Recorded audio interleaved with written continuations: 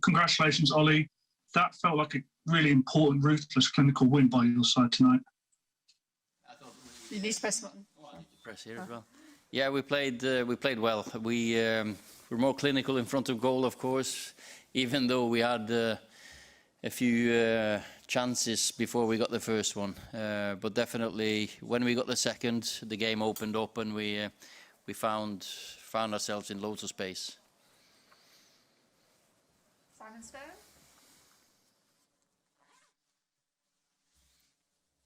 Hi, Ollie. You said in the build-up that you'd be quite happy for this to be a one-game tie. Have you almost got that now? Because with the amount of fixtures you're going to have, would you leave a lot of the players out of the second game? No, we've got to take one game at a time. Of course, we got Newcastle first, but we'll put a strong team out because it's about creating momentum. We've been through a difficult spell, and I thought we found ourselves a little bit tonight. I thought the boys had got a little bit of that zip in the legs again. So it was important, yeah, to be able to take some players off. Still rotated the team. We'll rotate definitely, but no, we're not going to take the game lightly. Katie Shanahan. Hi, Ollie. I just want to talk about Mason Greenwood as he signed a new contract this week and has recently spoken about how much he's learning from Edison Cavani. He was playing up top tonight. Is that a sign that you're planning on playing him in that number 9 role more going forwards? Today was a decision made because Marcus and Dan, we felt the spaces behind the fullbacks tonight were going to be important, and Mason to be through the middle and maybe dropping off, getting on the ball. So he'll keep playing, sometimes up front, sometimes wide. We'll find his position later on. He'll probably need a year or two before he's a full-grown number 9. Sam Luckhurst. You need to unmute. Sorry about that. Can you hear me now? Can you hear me now? Yeah. Sorry. Great. There's obviously a lot of excitement about Ahmad coming on to make his debut. How much closer is he to making a start? Because obviously next week it seems like it's a good opportunity to start him in the second leg. Well, we'll make a decision on that after Newcastle, but he's had a couple of games in the reserves, and we'll take it lightly. There's still a few players that would that were on the bench tonight that would want to start, of course. But Ahmad is getting closer, and we'll see how much game time he'll get. James Cooper. Ollie, one player that's been out of the spotlight is Dan James. What will that 90 minutes and especially that goal do for his confidence and kind of playing his way back into your perhaps affections? Dan has always been in my mind, and he's always in contention. You know, you can see his X factor tonight, his work rate, his pace, running in behind teams, and I think he's scored on his last three or four appearances now, and he's working every single day on improving his game. So delighted for him, and he knows how much we value him. Per Carlson. Yes, hallo Ole. Can you hear me? Yeah. Yeah. First of all, congratulations on an impressive display. Bruno Fernandes was one of your better players out there tonight, and after the game he said it's not good enough for Man United only to be in competition. You have to win them as well. Is that all that matters for you in the Europa League now, to win it? We didn't get anything back from last season's good run, that's for sure. We can talk about being in a semi-final, but in the end we get nothing out of that. Maybe sometimes it's been, you can look at it as it's not worth it, but I think the experience from last season has helped this team and these boys. So we have to learn from the experiences. We have to learn on the job. That's the only way of learning from your mistakes is to correct them. And I've got to say the semi-final defeat last season is still in the back of our heads. Of course, it hurts. We played a very good Sevilla team, yeah, but we felt we should have gone all the way. Paul Hurst. Hi, Ollie. Can you just talk a little bit about Bruno Fernandez's performance, and not just his goals, but his kind of work rate? He just never seemed to stop running tonight, even when you were 3-0 up. No, he always wants to do the next thing correctly, and he wants to do the next thing at the best of his ability, and that's a very good attribute and quality to have, that you never rest on your laurels. If he scores 2, he wants 3. If he has an assist, he wants another one. He drives everyone on. Of course, sometimes he drives too much and he wants to do too much. I thought tonight he played his position really well. He were in the spaces we wanted him, and you can see how efficient he is. Okay, we'll now move on to our pre-Newcastle press conference. We'll start with David McDonnell. This is embargoed until tomorrow at 1:30. Hi, Ollie. You've obviously struggled recently in the league. How important is it for you to get back to winning ways and get back on the kind of run that you were on earlier in the season? Of course, we can't hide the fact that we have dropped off our form a little bit the last few weeks. Dropped points against Everton, Sheffield United, West Brom, points that we feel we've deserved more and we should have got more. So tonight was about finding ourselves. Tonight was about getting the X factor back in, the brightness and the focus. So Newcastle will be a very important game for us, definitely. Carl Anker. Hi, Ollie.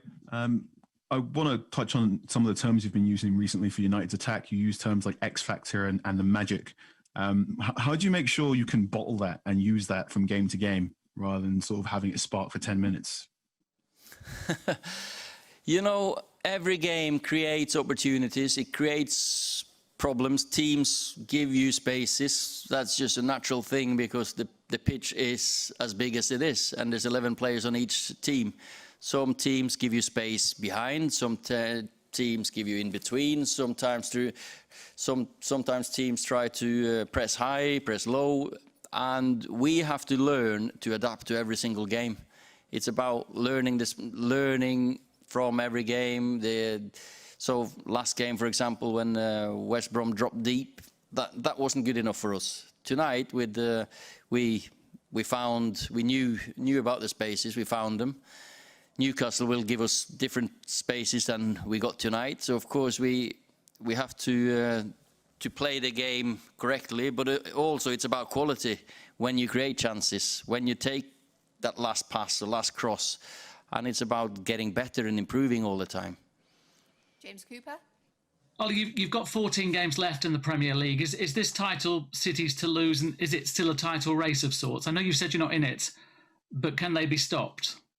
Well, I don't think anyone would say that they're not going to go for it. We're going to go for a win every single game we play. Of course we are.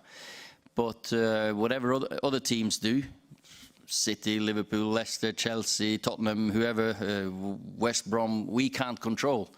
We've just got to control ourselves, and we are in the position we are. We are second, and of course your ambition then is to not end any lower than that. So we're going to have to get a good run together if we're going to put pressure on City, and it should start on Sunday, of course.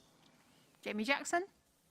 Oh, hi, Ollie. Yeah, just carrying on with that, is the sort of message you're going to give to the players now that you have to be relentless with regard to the Premier League? You have to go out every match day and basically, win and see where it takes you.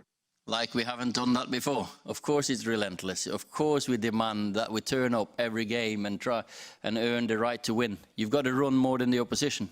You've got to want to win more than the opposition. You've got to suffer more than the opposition. You've got to put your body on the line. Every game in the Premier League is high demand, and that's why the players are paid the money they are. To perform every time they're asked to. So we ask for relentlessness and attitude every single game. Yeah. Simon Peach. Hi, Ollie. Can we expect to see Donny van der Beek and Henderson Cavani back this weekend? And are there any other players you expect to be without? Of course, Paul is out, Phil is out. I don't know how Scott is, and I'm not sure how Donny and Edinson will be either. They've got a chance, I think. So we just got to give them until after training or before training Saturday, because Saturday we need to pick a team. So we'll see how they are. Hopefully they can both be available. Neil, do you have a question? Your hand isn't raised. I kept raising it. No, Hello. No, kept raising your hand. No, you've not your real hand. There's a hand to raise in there. I can never find it. Anyway, Ollie, we saw Marcus miss a couple of chances but have some surgeon runs into the box. Do you think it's just that instinctive finishing that stops him from being the complete player? He is getting better and better and closer or is improving all the time. Of course, the chances he gets because of his athleticism, his movement, and he was strong to hold him off the first one. Goalkeeper came close to him, so that was hardish one. The second one, of course, the keeper comes out. That's another one that we're working on. We had loads of practice on that yesterday, actually. So, but he's improving, and of course, I can see. We still work. He knows what we want him to improve on, but the goal he scored was a very, very good example on composure and technical quality. Okay, last two questions, Simon and Katie. Ollie, do you think your defenders are defending too close to their own line or their own penalty area when it comes to set pieces, and that might be a reason why you're conceding the kind of goals that you have, or you're happy where they're setting up from? You know, it's you work on this week in, week out before every game, and it's about doing your job, being focused, being switched on, winning your challenge, drop off at the right moment or stay up when we've decided. And sometimes we haven't won the first header, and most of them then has ended up in a chance against us. We have actually quite a good record in amount of first contacts to win them, but when we haven't, they've ended up with big chances or most of the time goals, actually.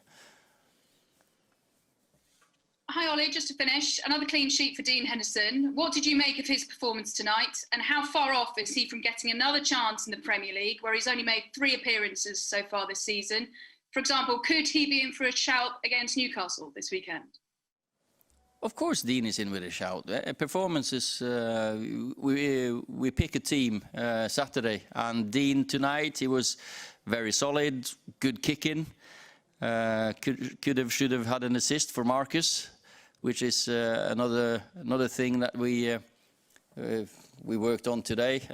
He was clean in his handling, clean with his short passes. So good performance. He's maturing all the time. But I have a very, very good goalkeeper as well in David, and he saved us against West Brom. So I can't say to you now. I always speak to the players first before I say who's not playing. So and they'll know. Okay, is that everybody? All right, last question, Paul Hurst. Hi, Ollie. I know it's a long time before the start of next season, but I presume you'll be planning certain aspects of it. I was just wondering on Cavani, given the impact that he's had, is it likely that he will end up staying that extra year, that extra option that you've got? I can only say Edinson has done well. I've been impressed by him. He's really gelled in the group, and we'll sit down with him and speak with him, of course, in the near future to see his plans and our plans. It's a good discussion. You always speak to your players, and with his contract situation, at the moment, we're very pleased with what he's done.